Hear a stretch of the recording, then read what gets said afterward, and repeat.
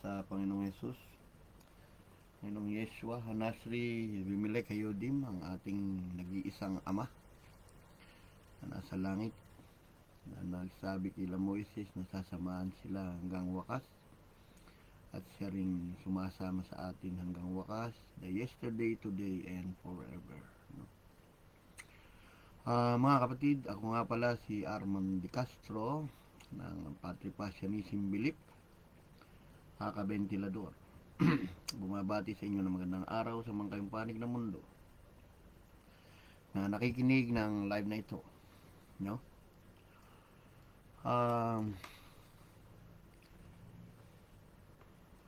Sa Panginoong Hesukristo ang papuri, paggalang at pagdakila, no?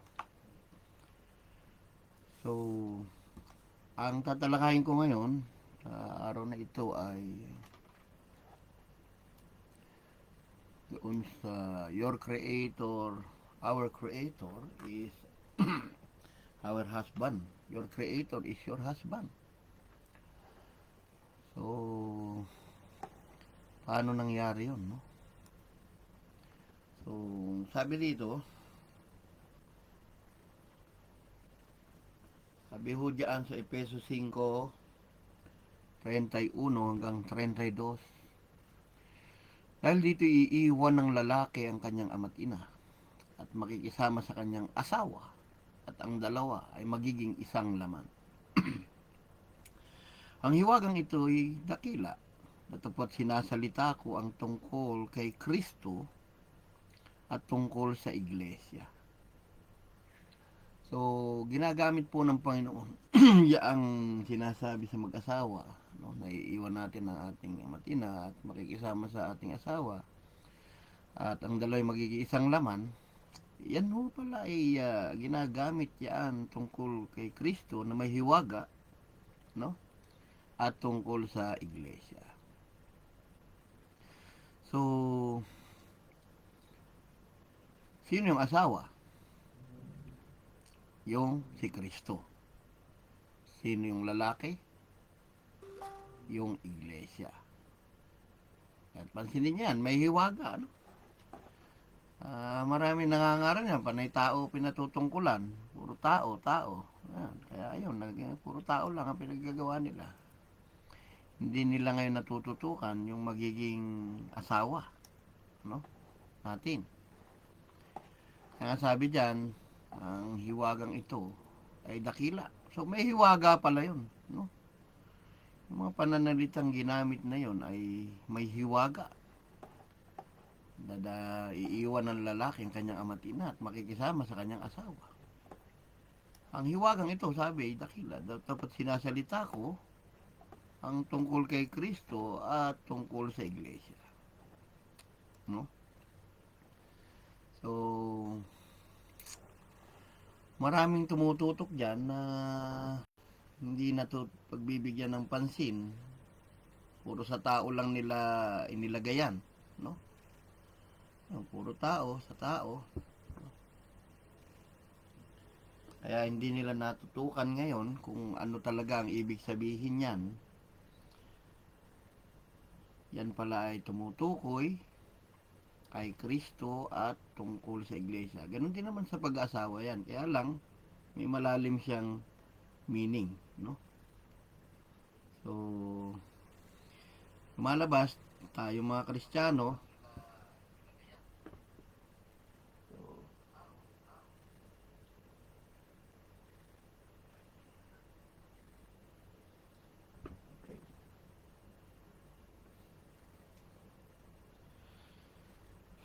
so pag nakabasa kayo niyan, hindi lang sa tao yan ina-apply, mga kapatid.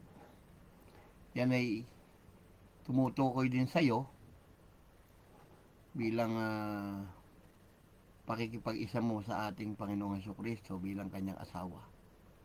Kaya maliwanag yan, no?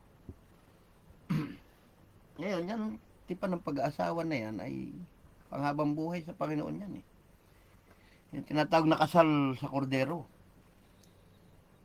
yan ay isang tipan, kasunduan yan, no? Ngayon, ang sabi dito sa Jeremiah 3:8, At aking nakita nang dahil dito sa pangangalo niya ng tumalikod na Israel, aking siyang pinalayas at binigyan ko siya ng sulat ng paghihiwalay ng tumalikod yung Israel. Gayon may hindi natakot ang taksil niyang kapatid na Juda, kundi siya man ay yumaon at nagpatutot. No? Ibig sabihin, hindi kinilala ng Israel at ng Juda yung kanilang tunay na Diyos. Ngayon, noon maaari kilala nila sa pangalang Jehovah or Yahweh na hindi naman talaga pangalan ng Diyos. No?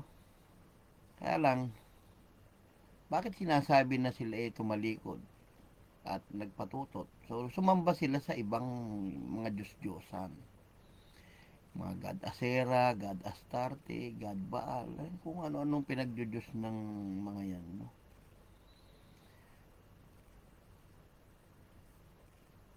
Ngayon, mga kapatid, nung binigyan ng sulat ng paghihiwalay, ano ba ang naka-prophecy? For thy maker is thine husband. Isaiah 54:5. Prophecy ito. The Lord of hosts, si Jesus, si Yeshua. The Lord of hosts is His name. The Redeemer is His name. The Holy One of Israel. The Holy One, God of Israel. Luke 1:68. The Holy One, God of Israel. Dumating, dinalaw. The God of the whole earth. 1 Timothy 3:16. Preach unto Gentiles and believe into the world, the whole earth shall He be called. So ito palang maker ay ang Panginoong Hesukristo. No? Kung titingnan nyo lahat ng katangian ng Isaiah 54:5, for thy maker is thy husband. Kung titingnan nyo, hindi si Jehovah yan. Hindi si Yahweh. Dati, siya nga, kaya lang yung pangalan ay tago. No? Ay, kung tutusin, si Jehovah at si Yahweh yung kilala, ay si Jesucristo yan eh. Kung sino yung nagsabi kay Moses, samahan ko hanggang wakas, the same God na nagsasabi sa ating sasamahan tayo hanggang wakas. Kaya sinasabi ko sa inyo, Jesus is yesterday, today, and forever. Ayun, dumako tayo dyan sa ating asawa, no? Nagbigay ng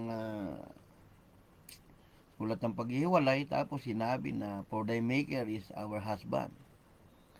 Ngayon, basahin natin sa Roma 7:1 hanggang 6, no? O hindi ba ganyo nalalaman mga kapatid, sapagkat nagsasalita ako sa mga taong nakakaalam ng kautusan, hindi 10 commandments yan. No? Yan ay yung mga balumbon ng mga aklat. Buong OT yan. No? Na awit 47, darating ako sa balumbo ng mga aklat na susulat tungkol sa akin. Micah 5:2, Bethlehem Ephrata, malit ka saan ka ng Juda, sa iyo sisilang daw yung hari. Jeremiah 31:5, pinatay ni Herodes mga sanggol, umiyak si Raquel. Puro hulat katuparan po ang Biblia, no? Hinuhugot ng Panginoon Kristo kung saan niya ginaganap. Tulad na Isaiah 7:14, nasa Mateo 1:22-23 yun. Nangyari lang ito upang matupad. Nangyari ito upang matupad ang sinasabi ng kasulatan. Maglilian dalag at masalala, tatawaging Emmanuel. Yung kanyang pangalan. God is with us. Ngayon, hindi ba ganyan nalalaman mga kapatid, sapagkat yung nagsasalita ako sa mga tao nakakaalam ng kautusan? Hindi 10 utos lang yan, no? Sinasabi ng mga SDA na entulis. Sinungaling! Sabi nga ni Caruel, ano? Si Reuel, mahilig sa entulis yun. Ang kautusan naghahari sa tao, tingnan nyo mabuti hindi ba ganyan nalalaman mga kapatid? Sapagkat nagsasalita ako sa mga tao nakakaalam ng kautusan, na ang kautos ay naghahari sa tao, samantalang siya'y nabubuhay. Amen. No? Ngunit, sapagkat ang babae na may asawa ay tinali ng kautusan sa asawa, sa Diyos. O nyo? Samantalang ito'y nabubuhay, datapat kung asawa'y mamatay, kalagna sa kautusan ng asawa. Pansinin ninyo ha, hindi sa tao to tinutukoy, kundi sa iglesia. Kaya may pang tao, may pang iglesia. Pero ito, patungkol to sa inyo, patungkol sa lahat ng tao sa mundo. Bakit? Sabi rito, kaya nga kung samantalang nabubuhay ang asawa, buhay pa yung asawa nyo sa OT, si Jehovah, saka si Yahweh, di ba? Siya'y makikisama sa ibang lalaki, siya'y tatawaging mga ngalo niya. So, kung buhay yung Jehovah nyo sa kautusan, so yun yung Diyos nyo, huwag kayong mag-asawa ng iba kasi nasa kautusan niya kayo eh. Pag nag-asawa kayo ng ibang Diyos, mga ngalo niya kayo. Ngayon, datapwat kung mamatay ang asawa, yung God nyo sa OT, ay laya na yung babae sa kautusan. Ano pat siya'y hindi na mga ngalo niya, bagaman siya'y makisama sa ibang lalaki. Tama, di ba? So, maliwanag na maliwanag yan, kailangang mamatay yung Diyos nyo sa OT para makalaya kayo doon sa kautusan na tinubos ni Kristo bilang siya'y naging isang sumpa sa Galatia 3:23, 3:13, no? Na aalisin kayo sa kautusan, balik kayo ng balik sa OT eh. Na sabihin ng Diyos ang patungkol sa bagong tipan, pinawalang bisa niya ay una at lahat na nawawalang bisa ay malapit nang mawala, sabi sa Roma 8:7-13, no? Ngayon, ano pa siya hindi na mangangalo niya bagat makisama sa ibang lalaki? Oy, pag namatay pala yung asawa na ng babae, eh pwede ka na mag-asawa sa ibang lalaki. Ano? At laya ka na. Wala ka na sa tali ng kautusan. Okay? Laya na. Ngayon, tuloy natin Roma 3:4. Gayun din naman mga kapatid ko. Ayan, patungkol na po ito sa lahat ng tao. No? Kayo'y nangamatay rin sa kautusan sa pamamagitan ng katawan ni Kristo. Ayun. Linaw, ano? Malaya na kami. Malaya na tayo sa kautusan. Sa mga 64K memory na hindi nag-upgrade. Ngayon ay terabyte na ang memory. O, ah, hindi nag-upgrade. Yung mga utak na natiling mabababa. Mga kapatid nating SDA dyan. Ano? Hanggang 10 utos lang kayo. So, upang kayo'y makisama sa iba. Oy, mag-aasawa tayo ng iba. Saan? Sa makatwid bagay, doon sa nabuhay na mag-uli. Ay, si Yahweh rin, si Jehovah din. Si Jehovah din yung asawa natin. Hallelujah. Wala tayong naging asawang iba. Praise the Lord God Almighty, Jesus, no? Yeshua. So, ibig sabihin, aalisin lang tayo sa sumpa ng kautusan.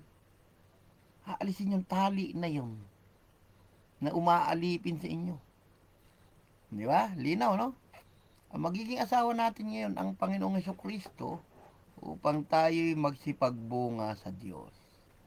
Amen. Yung Kristo na yan, sa Lucas 2:11, Panginoon na yan. God na ng Israel yan eh. Sabi nung anghel, ano, hindi na mga scholar, o mga tao. Sundan nyo yun, Lucas 2:11. No? Yung Kristo na yan ay Panginoon na isisilang. Bago pala isilang, sinabi na ng anghel yan. Kaya sabi nga ni Pedro, kayo po ang Kristo, ang Panginoon, ang anak ng Diyos. So, hindi naman totoong anak ng Diyos pala dahil Panginoon niya na. Kaya sabi sa Mateo 16:20, oy, ang alagad ko, yung sasabihin ako yung Panginoon ha, yung sabihin ako yung Kristo ha. So, pag may nabasa kayong Kristo dyan sa Bible, that is the one God, one Lord of Israel. Okay? So, nabuhay na maguli ang Panginoon ng Jesucristo. Doon tayo magiging asawa. O, ano sabi ni Pablo? Sa 2 Corinto 11:2. Sapagkat ako'y naninibugo tungkol sa inyo ng panibugong ukol sa Diyos. Sapagkat kayo aking pinapag-asawa sa isa upang kayo maiharap ko sa Panginoon, kay Kristo. Tulad sa dalagang malinis. Ayun. Nakuha nyo? Di ba? Oh. So, maliwanag mga kapatid sa Hebrew 9:16-17, Sapagkat kung saan mayroong tipan, ito'y kinakailangan ng kamatayan ng gumawa noon. Kaya patripassianism belief nga po talaga yan sila Pedro eh. Ama nila napatay sa krus. No? Walang ibang Diyos. Kaya namatay. Sapagkat ang isang tipan, may kabuluhan kung mamamatay ang gumawa. Amen. Sa ibang para ay walang anumang kabuluhan samantalang nabubuhay ang gumawa. Kaya nga po namatay ang Panginoong Hesukristo, yung Diyos ng OT, para tayo makapag-asawa ng iba na siya rin na merong dugo ng pagtubos. Ganda, no? Yan po ang mga hiwaga ng Biblia na hindi naman na papangaral ng iba dahil nga sa hindi po nila kilala yung Espiritu Santo na ang Panginoon Jesucristo din. Ngayon, sabi nga sa Revelation 19:7-9, tayo mga galak, tayo magsayang mainam, siya'y ating lulatiin si Kristo sapagkat dumating ang pagkakasal ng Kordero at ang kanyang asawa ay nahanda na.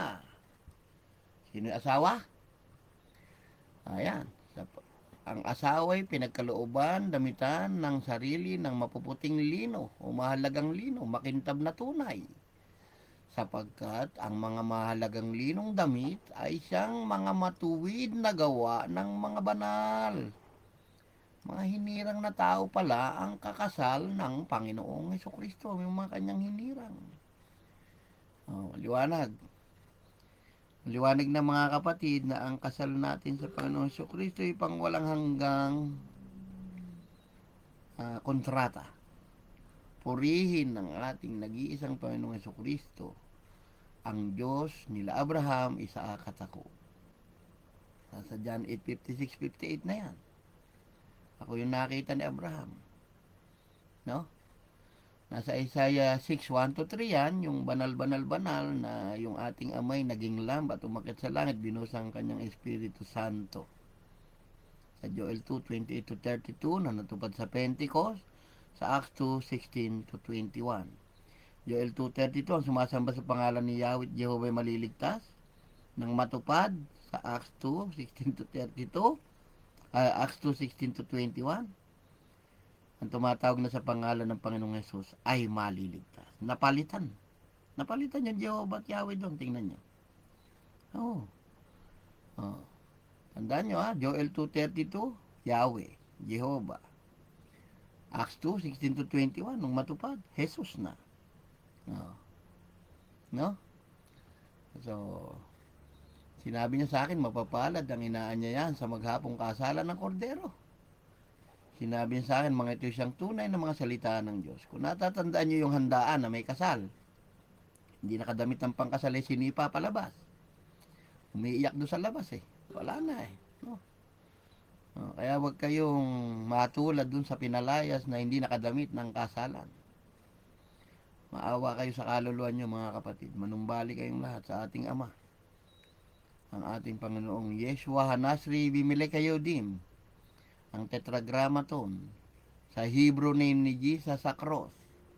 Kuhanin nyo yun. First letter, simula kanan pa kaliwa. No? Kaya nga sabi ng Panginoon, ito, ang pag-ibig ng Diyos. Roma 8:39. Sa 38, maraming sinabi doon na hindi makapaghihiwalay sa pag-ibig ng Diyos. Ito katuloy, 39. Kahit ang kataasan, kahit ang kababaan, kahit ang alinmang ibang nilalang ay hindi makapaghihiwalay sa atin sa pag-ibig ng Diyos na kay Kristo Jesus na Panginoon natin. Bakit wala sa tatay niya yung pag-ibig? Siya na yung ama Ano? Kay Kristo Jesus na pag-ibig ng Diyos. Kaya sabi sa John 3:16, ganun na lang ang pag-ibig ng Diyos sa sanlibutan na binigay niya ang kanyang bugtong na anak. Sarili niya yan. No? Tandaan niyo yun mga kapatid. Upang sino man sa kanya sumampalataya huwag mapahama kundi magkaroon ng buhay na walang hanggan. Bago nag John 3:16, pakiusap ko sa inyong lahat, basahin niyo John 3:13 hanggang 15. No? Na siya na yung Diyos na bumabang galing sa langit na tinawag na anak ng tao. Bakit hindi anak ng Diyos ang ginamit? Pag-aralan nyo ho yan. Hingin nyo ang Espiritu Kristo ng ating Ama sa Roma 8:9 na tumitira sa inyo at 1 Corinthians 2:16 na ang isipan ni Kristo ay taglay nating lahat. Natural, nasa iisang katawan tayo eh. Kapag kayo pumunta ron sa ulo pa ni Kristo, mawawala kayo sa ulo ni Kristo at mawawala kayo sa bahagi ng kanyang katawan. Purihin po ang ating Panginoong Jesucristo, ang isang Diyos. Ini-end ko na po yung live ko. Maraming salamat. Nawa ay maraming matuto ng ating Creator ay namatay at tayo makikisama sa nabuhay na mag-uli na siya din. Hallelujah. To God, Yeshua be the glory. Kaya nga sa Hebrew 8:7-13, Hebrew 8:13, nang sabihin ng Diyos ang patungkol sa bagong tipan, pinawalang bisa ang una, at ang lahat ng nawawalan ng bisa ay malapit nang mawala. So, nang balik kayong lahat sa Diyos ng New Testament, ang Panginoon Jesucristo. Ito po, in-end ko na po yung live ko. Bye-bye. Okay.